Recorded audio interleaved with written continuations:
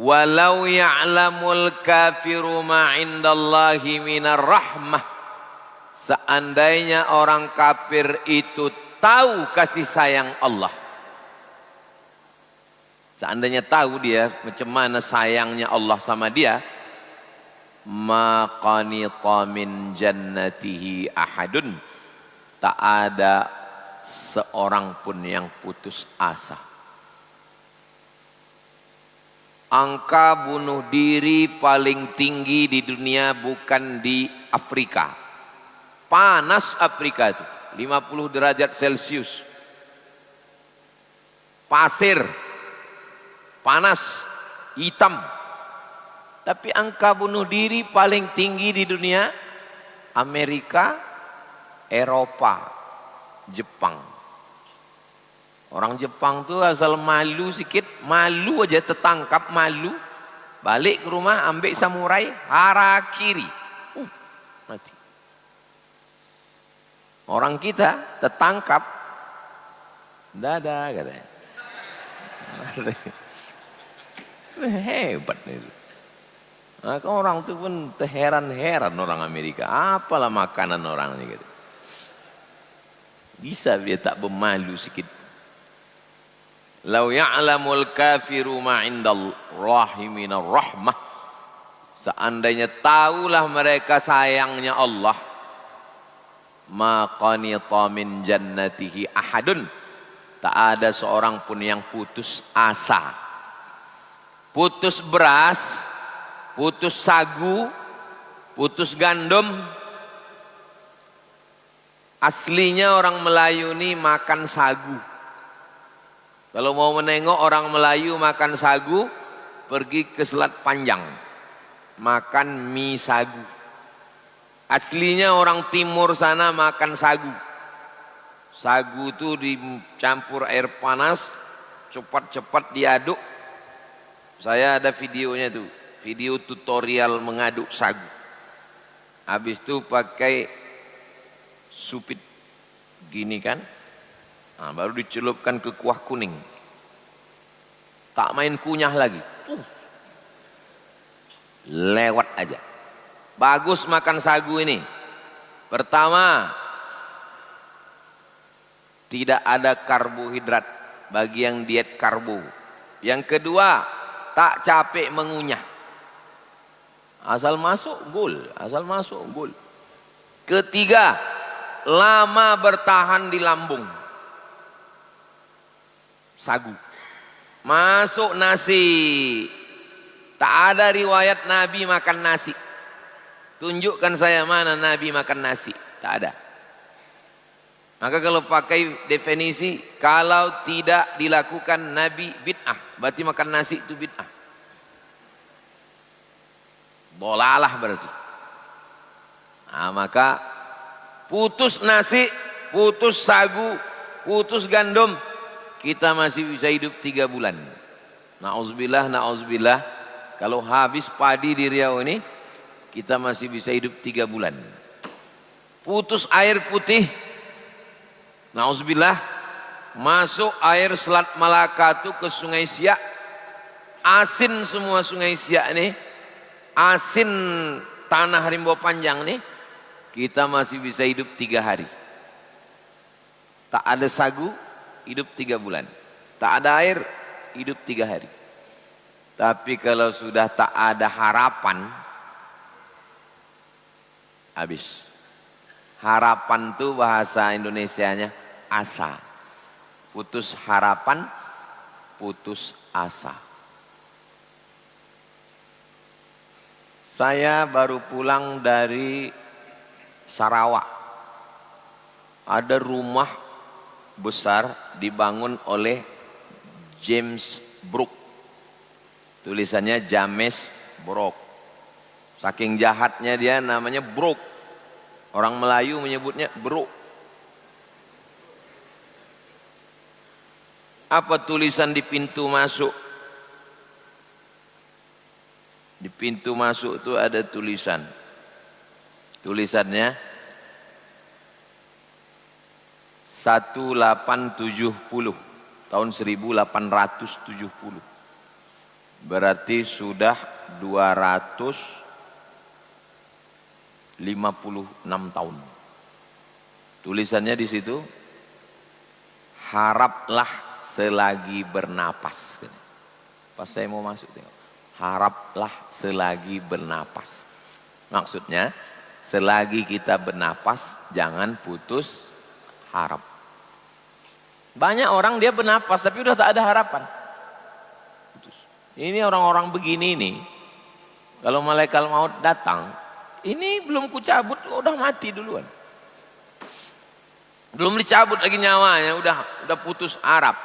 Jangan pernah putus harap. Saya tak pernah putus harap. Ini di depan masjid ini dulu semak,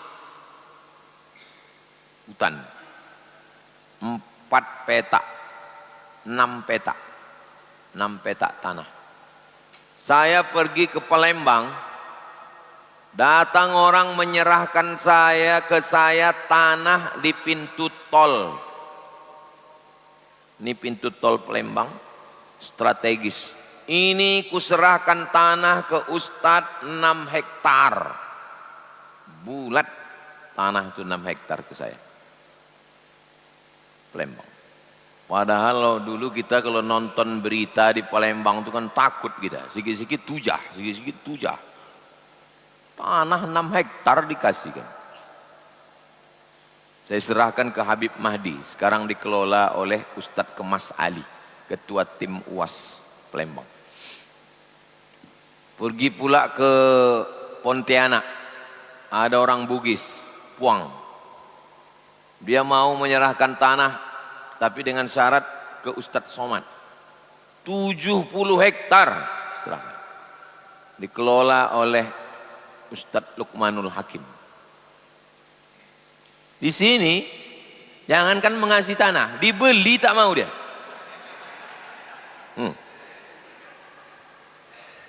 Saking kan mau menguji saya, putus asa apa tidak kau? Mengajilah anak-anak di saung itu Tuhan, saung. Itu ada saung tak berdinding, 4 tiang. Itu saung tuh sampai hari kiamat jangan dibuka. Karena disitulah anak-anak dulu sholat di situ, mengaji di situ, menghafal di situ, membaca kitab khatam situlah. Tinggal di rumah ini, di perumahan.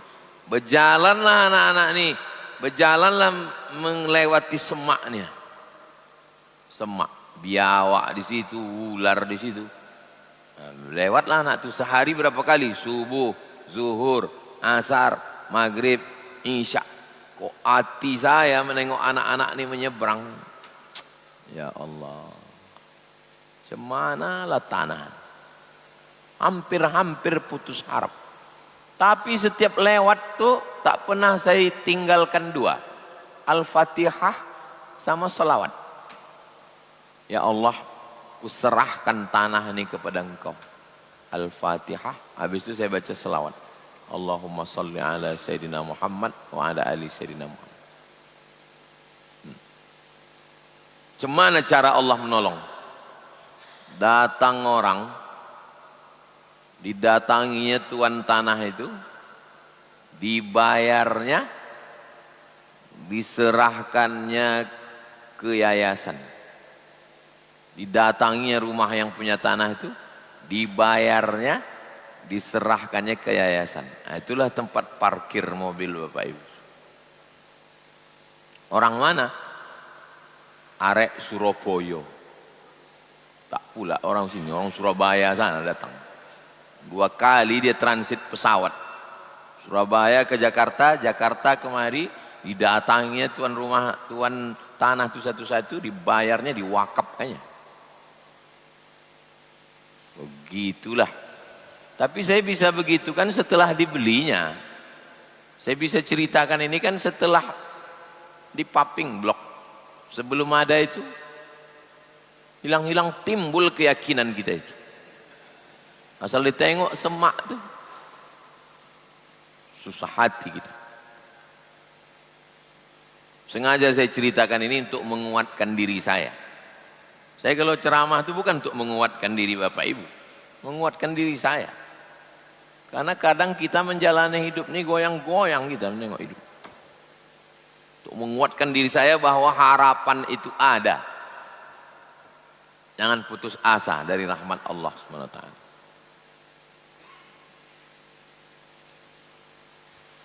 Lau ya'lamul kafiru ma indallahi minar rahmah.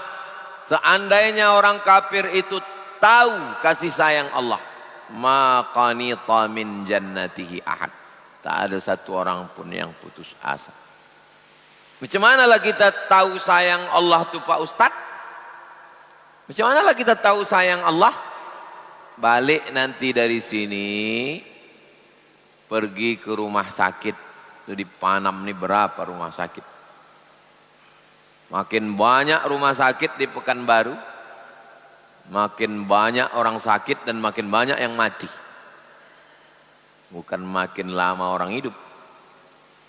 Pergilah ke rumah sakit, tengoklah di situ kalau mau menengok kasih sayang Allah. Sudah diponis dokter, ketua masjid Pangkalan Kerinci, Bapak, urat kaki ini mesti dipotong. Rupanya di kaki kita ini ada urat, dipotong, dinaikkan ke sini, dibelah ini, dinaikkan urat di betis itu ke sini. Sudah disiapkan Allah macam mobil serap, itu kan bannya 4 tuh, ada satu ban kalau bocor tuh. Jadi kalau tersumbat paralon yang ada di sini nih, ada paralon serapnya di kaki, dipasang Allah Ta'ala, potong, dibelah ini. Bapak ini membayangkan belah ini, takut dia, takut ambo Pak Ustadz. Jadi Bapak tak jadi. Enggak. Berapa bulan kata dokter tuh? 2 bulan Bapak enggak mau, mati. Masih hidup sampai sekarang. Dokter yang ngasih tahu itu pula mati duluan. Jangan putus asa. Jangan putus asa. Adik kelas kami, alumni Al-Azhar, sekretaris OIAA Riau, Organisasi Internasional Alumni Al-Azhar, sekretarisnya namanya Ustadz Azril, meninggal jam 1 tadi malam. Jauh di bawah saya. Tak jumpa saya di Mesir. Saya pulang dari Mesir, dia belum berangkat, masih muda.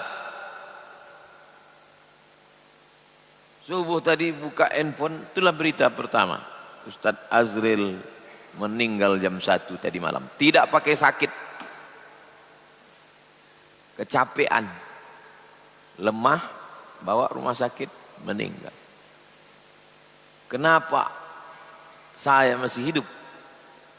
Berarti beliau sudah bersih, tak ada dosa-dosanya, orang baik.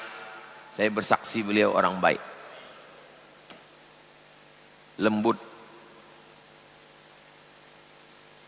Supaya orang-orang baik ini cepat meninggal.